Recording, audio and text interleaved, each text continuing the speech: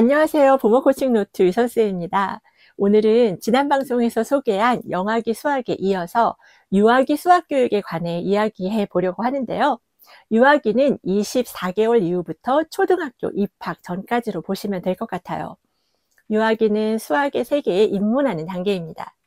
제가 지난 방송 때도 말씀드렸지만 첫 단추가 매우 중요하니까요. 오늘 방송에서 필요한 도움 받으시길 바랍니다. 일단 유아기에는 수세기 능력이 발달합니다. 수세기를 처음 경험할 때부터, 그러니까 영아기부터 유아기까지 아이들은 숫자를 소리내서 세는 경향이 있는데요. 그럼 하나, 둘, 셋, 넷 이렇게요. 소리내서 수세기 아주 좋습니다. 많이 하세요. 아이는 수세기를 통해 1대1 대응을 이해하게 되는데요. 즉, 한 개의 사물에 한 개의 숫자를 매칭할 수 있게 되는 거예요. 1대1 대응은 중요한 수학적 개념입니다. 수학 교과 과정의 여러 핵심 영역의 기초가 되고요. 수학적 사고의 기본 구조를 형성하고 발전시키는 데도 중요해요.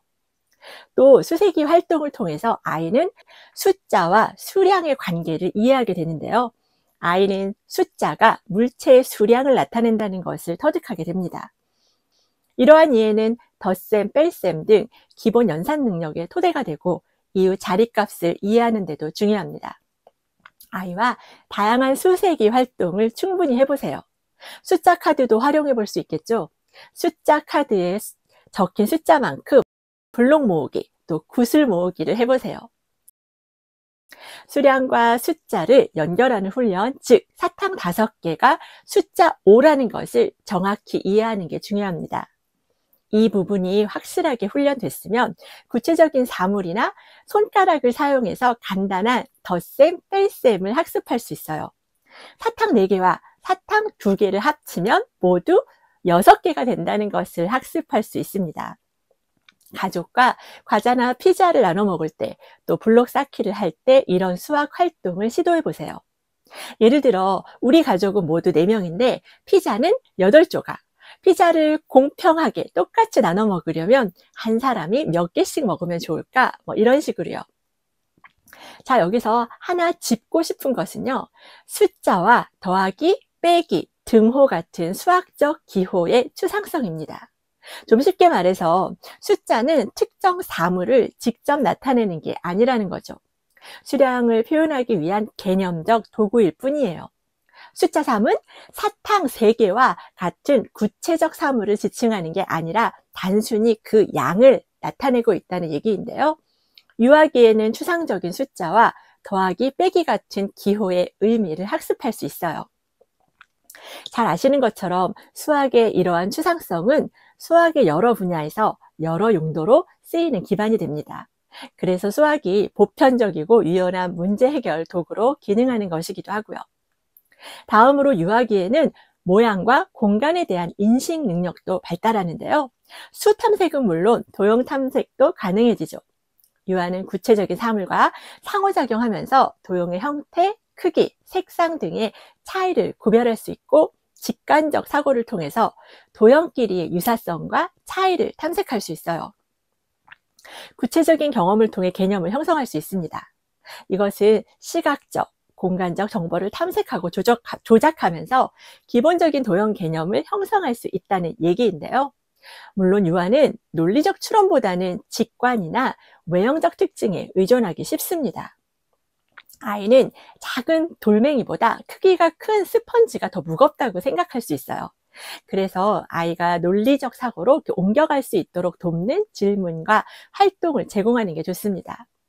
직접 돌멩이와 스펀지를 이렇게 들어보고 무게를 비교하게 하거나 저울에 달아 무게를 측정해서 비교해 볼 수도 있겠죠.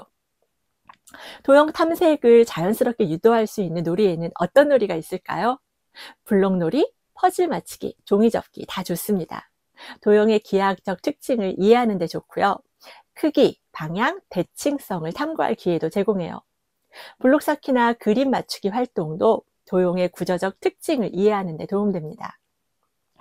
또 아이가 이렇게 주변에서 다양한 도형을 찾아보도록 격려해 보세요. 아이가 각각의 도형의 특징, 또 도형들 간의 차이점을 스스로 찾아낼 수 있도록 질문해 보시고요. 정육면체, 또 원기둥, 삼각 삼각, 뿔 등 다양한 도형 블록을 갖고 놀면서 도형의 면, 모서리, 꼭지점 등을 관찰할 수 있도록 도울 수 있습니다. 도형의 특징뿐 아니라 아이가 위, 아래, 또 옆, 또 사이 같은 공간 개념에도 익숙해질 수 있도록 하시고요. 도형을 이렇게 잘 관찰해서 아이가 직접 그려볼 수도 있겠죠. 도형을 보면서 그릴 수도 있고 보지 않고 도형의 특징을 이렇게 기억해서 그려볼 수도 있습니다. 아이들이 즐겁게 참여할 수 있는 도형 스탬프 놀이, 찰흙 놀이도 추천하고요. 유아기에는 수, 연산, 도형뿐 아니라 측정, 패턴, 규칙성 같은 수학의 기초 개념들도 익힐 수 있어요. 그러니까 나뭇잎, 꽃잎, 바둑돌, 블록, 구슬 등을 활용해서 아이와 함께 반복적이고 대칭적인 패턴 만들기를 한번 해보세요. 유아기에는 또 무엇보다 초등 수학 대비가 필요하겠죠. 초등학교 입학 전에 연산 기초 잡기에 고심이 크실 텐데요. 시작은 놀이로 접근하는 게 좋습니다. 아이들이 좋아하는 숫자 빙고 게임, 숫자 카드를 활용한 숫자 더하기 빼기, 또 주사위를 던져 나온 수를 더하거나 빼는 주사위 놀이, 숫자 퍼즐 놀이 등으로 접근해 볼 수 있어요. 놀이 수학으로 경험을 충분히 한 후에 아이의 발달 정도와 학습 특성, 수학에 관한 관심 여부에 따라 학습지나 학습서를 적절히 활용해 볼 수 있는데요. 단 세심한 주의가 필요합니다. 아이의 발달 수준에 맞는 교재 선택이 무엇보다 중요하고요. 학습의 난이도와 학습 시간 조절도 잘 하셔야 해요. 유아의 집중력이 길지 않은 거 모두 잘 아시죠? 일반적으로 유아의 학습지 활용 시간은 10분이나 15분 정도로 짧게 유지하는 게 좋습니다. 정답 맞추는데 너무 집중하지 마시고요. 아이가 보여준 문제 해결을 위한 노력과 과정을 격려해 주시기 바라요. 강요와 비교는 절대 금물입니다. 과도한 반복 학습도 주의하시고요. 사실 연산 학습은 굉장히 지루하잖아요. 다양한 방식으로 시도해 보시는 거 추천드려요. 아이가 잘 이해하지 못할 때는 구체물을 활용해서 개념을 이해할 수 있도록 하시고요. 학습지 활동에만 집중하지 마시고 놀이나 실생활 속에서의 수학적 경험을 충분히 그리고 꾸준히 제공하시기 바랍니다. 스토리텔링 수학이나 창의사고력 수학도 경험해 볼 수 있겠죠. 스토리텔링 수학은 수학 개념과 수학 문제를 이야기로 풀어내서 학습자가 자연스럽게 수학적 사고를 익히고 흥미를 갖게 만드는데요. 추상적인 수학 개념을 실생활의 맥락에서 이해하기 쉽게 해줍니다. 창의사고력은 새로운 방식으로 문제에 접근하고 해결하도록 유도하기 때문에 창의사고는 물론이고 논리사고력, 문제 해결력을 키우는 데도 도움이 돼요. 자, 오늘 내용에서 보시면 유아기에는 놀이와 실생활에서 수학적 사고의 기초를 경험하게 하셔야 한다는 게 포인트입니다. 제가 자꾸 놀이를 강조하게 되는데요. 놀이는 육아의 전 과정에서 너무나 중요하기 때문에 앞으로도 계속 지겹도록 듣게 되실 거예요. 영아기나 유아기에는 놀이가 곧 학습이다. 이렇게 생각하시면 될 것 같습니다. 일상생활과의 연계도 중요하고요. 식사할 때 젓가락은 모두 몇 개 필요한지, 또 계단을 오르고 내릴 때 하는 놀이들 많잖아요. 많이 활용해 보세요. 아이들이 즐거워합니다. 어린아이들은 생활 속 수학 놀이를 통해서 수학이 우리 삶과 얼마나 깊이 연관되어 있는지를 깨닫게 돼요. 주의하실 점은 유아의 수학적 발달은 개인차가 크다는 거 꼭 기억하시고요. 어떤 아이는 숫자에 또 어떤 아이는 도형에 더 강할 수 있습니다. 초등학교 입학 전에 웬만한 더하기 빼기 정도는 어렵지 않게 끝내는 아이도 있고 간단한 연산조차 버거워하는 아이도 있어요. 제가 상담 때도 늘 말씀드리지만 옆집 아이는 볼 필요가 없습니다. 내 아이의 발달 속도와 특성에 맞게 적절한 자극을 주면서 한 걸음 한 걸음 나아가는 게 중요하죠. 아이의 발달 수준과 이해 정도를 잘 따져가면서 놀이 수준과 학습 난이도를 조절하시면 될 것 같아요. 그래야 아이가 수학에 흥미를 느끼고 열린 마음도 갖게 됩니다. 요즘은 수학 활동에 활용할 수 있는 수학 교구들도 다양하니까요. 몬테소리 교구, 음물, 매직 큐브, 보드게임, 조이메스, 오르다 등 다양한 교구들을 아이에게 맞게 활용해 보시고요.